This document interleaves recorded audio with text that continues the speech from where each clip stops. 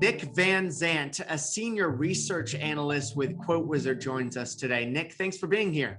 Thanks for having me. I appreciate it.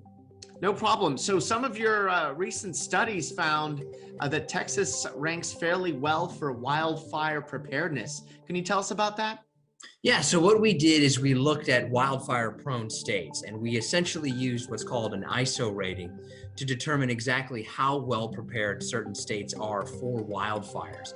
And we found that Texas is the sixth most prepared state in the nation. So when we look at wildfires and overall fire preparedness, Texas is very well prepared to handle wildfires. What is this ISO rating? So it's essentially a measurement of four different things. How well the fire department is equipped to respond to a fire, what kind of water supply is in a given area, what kind of emergency communications a community has, and then is there a risk reduction plan that is in place.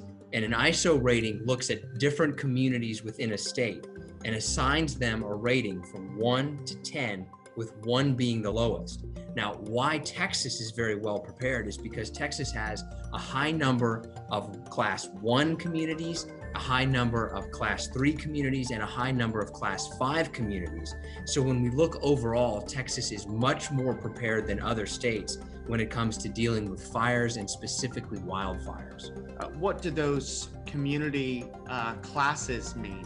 So essentially, it's just an indication of how well prepared that community is to deal with a fire.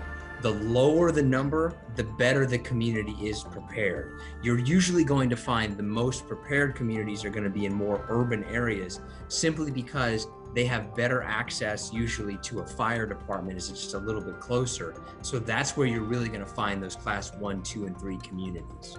All right, Nick Van Zant, senior research analyst from Quote Wizard and Lending Tree. Thanks for joining us today.